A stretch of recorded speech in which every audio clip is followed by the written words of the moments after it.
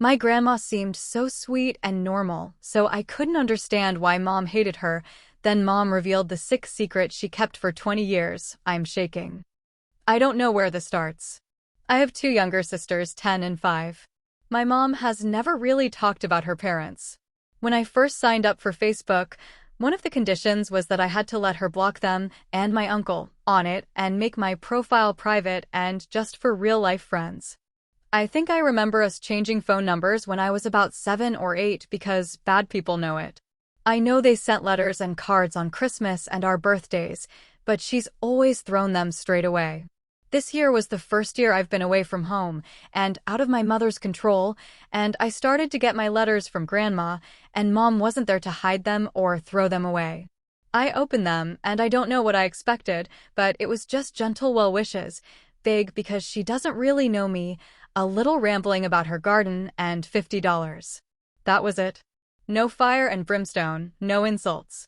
It was just, Grandma, why? The Christmas one was the same, but with $100. I kind of wonder if there was money in all the cards my mother threw away. I dunno, I was expecting Bible quotes and pictures of aborted fetuses or something. Mom said they kicked her out when she got pregnant with me for being pregnant. That's kind of all she's ever said about it, and it never occurred to me before to ask for more details. I know she stayed with her lifelong best friend's family. I'll call her Auntie Carol, until I was born, and she married my dad, Auntie Carol's brother, 4 years later when she was 20. That's really all I know. So a few months ago, I got really bored and curious. Grandma's letters were pretty harmless and cute, and they were addressed to me, and I'm an adult. I don't have to ask my mother for permission to talk to someone. I don't know why I feel so defensive. I didn't do anything wrong. I sent a message to I'll call my mother's family Smith, Grandma Smith, and she responded within a day. She was excited to hear from me. Could we meet? She'd like to introduce me to my grandfather and uncle. I said sure, why not? Because, well, why not? They don't live that far away. I was surprised. They're about 50 miles from my school and 80 miles from home. I met them. They were just people. We didn't have anything in common. They aren't voting for Trump, so they're not that brand of old white people.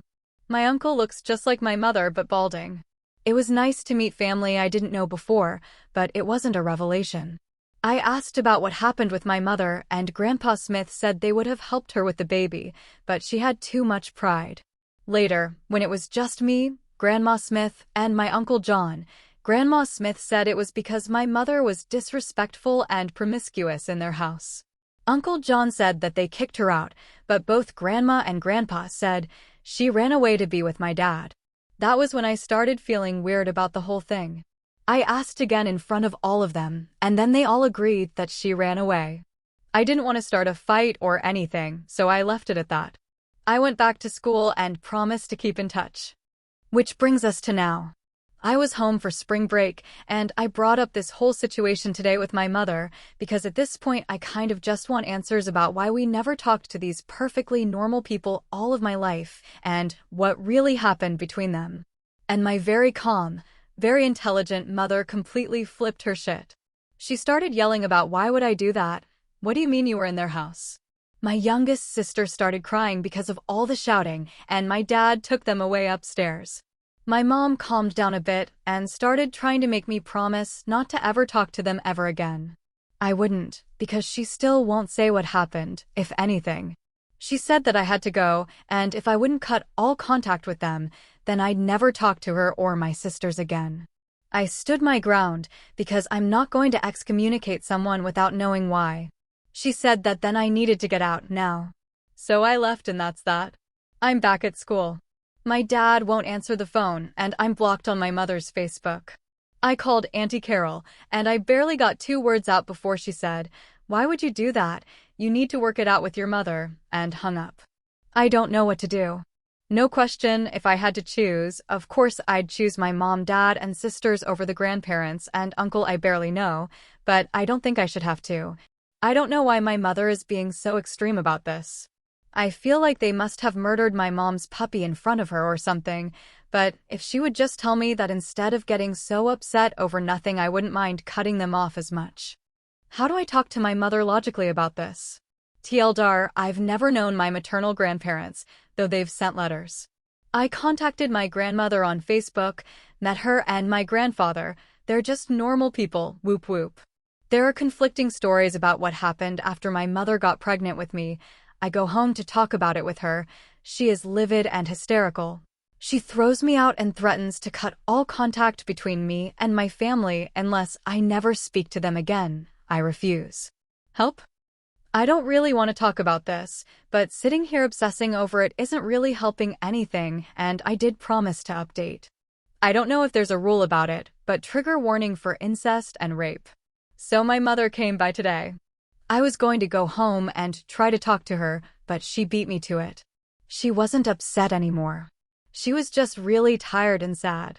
Before anything, I know a lot of people guessed yesterday about what happened, but if everyone could just not say I told you so, I'd really appreciate it. I apologized as much as I could, and I told her about the letters and how they just seemed so normal, and I asked why she always throws them away unopened if there might be money in them.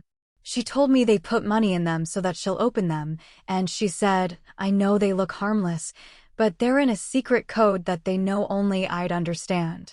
They're upsetting and tiring and pointless, and that's why I just throw them away. She looked at the Christmas card and told me that it used to be her job to tend to the garden because it was supposed to teach her patience and discipline. She said she had to tend it every day, no matter the weather.